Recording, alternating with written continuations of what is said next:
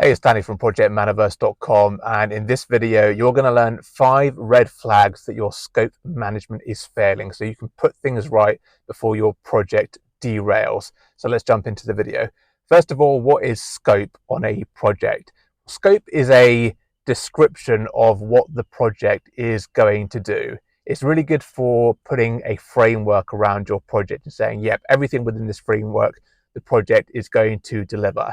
And it's also good for defining what's out of scope as well. So you can have on your scope document some key elements that people might typically think that a project of your nature would be delivering, but you're not going to on this occasion. So you can frame things that are in scope of the project and things that are out of scope of the project as well. And you can have many lenses on the scope. You can have the scope of the technical things that you're delivering. So technical upgrades, you might be building some infrastructure.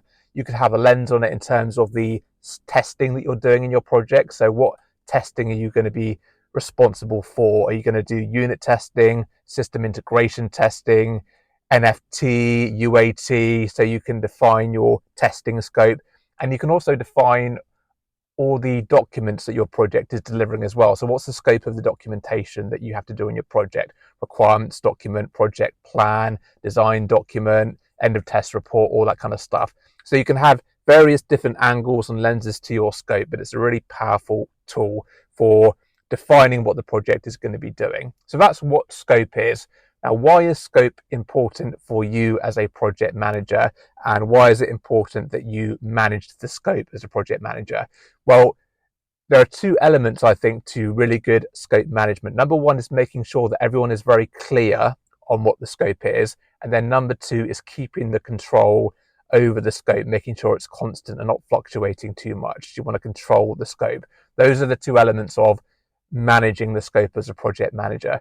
And if you don't do that well, then you can start to get some real serious problems on your project.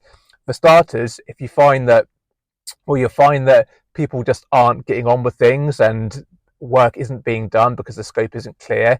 You'll find that scope creep starts to come along, and people will keep asking for you to deliver more and more things on your project that weren't in the original plan, and pretty much your project will descend into chaos, and you won't know what's going on. You won't know what people are working on. You'll start to burn through your budget, potentially doing the wrong things, and your project can really fail. So it's really important you get a handle on scope management as a project manager. So what are the 5 red flags that your scope management is actually failing? Number 1 is that you as a project manager can't clearly articulate what the scope is from memory. You need to be able to do that as a project manager. So I'm asking you now, if you're managing a project at the moment, can you rattle off the top of your head what the scope of your project is? And you have to be really clear as a project manager what you're doing, because if you don't know as a project manager, I guarantee you that your team aren't clear either, and that's going to lead to real problems. So you want to be able to say, for example, if you're doing an IT project, yep, we're doing a software upgrade for this software. We're going from version 3.1 to 4.1. We're upgrading the Windows servers. We're upgrading the database from 11G to 12G, and we're responsible for managing any upstream or downstream impacts that the upgrade is going to cause in terms of interfaces or downstream files or files coming into the system. That's our scope. And then you want to go a bit lower than that as well. Now, a good technique for you to employ as a project manager to be able to do this is to take your scope document, which could be quite lengthy, and get someone to create a scope on a page for you, summarize it onto one page. And it's actually better if you do this yourself, because that means you're really reading the scope and you're really getting to grips with it and internalizing it, and then you're translating it into that one pager. And I like to do it as like a portfolio investment slide, or like a crypto slide, where you have all your investments on the one page and you have a box for each investment. And depending on how much money you have in that investment, the box is bigger. I do that for all the key scope areas. So for example, I mentioned the upgrade, the software upgrade, the operating system upgrade, the database upgrade. You will have a box for each of those things. And depending on how much work is involved in those things, I'll increase the box size or have it smaller. So you can see clearly on there what you're responsible for and how much of those, how big a piece of work each of those elements actually is. So that's tip number one, or that's red flag number one, is that you as a project manager are not clear on what the scope is. Red flag number two is that your team are yourself and your team are procrastinating and not getting started on certain areas of work, and that's a very big red flag that you're not clear on what the scope is. You're not clear on the exact outcome that you're trying to get, because when there's a bit of fuzziness or it's vague, then we naturally as humans tend to start to procrastinate because we're not clear on the outcome. We can't get started, so we tend to push it aside and we think, well, we'll deal with that later. We don't get on with it. So you really want to make sure you're crystal clear on the scope, and your team are as well, and you're really defining what the end outcome is. And you can do that in several ways. You can use critical success factors to say, right, what must happen for order for this piece of scope to be deemed a success, because that starts people thinking about what the actual outcome is. You need to be clear on the requirements, any specifications. Just get very clear on the actual outcome. And again, use that scope on a page and share it with your team on your weekly meeting, because if you can get your team very clear, then that procrastination goes away and you can start to take action. You'll know what the next step is to achieving that end goal of your scope. So that's number two.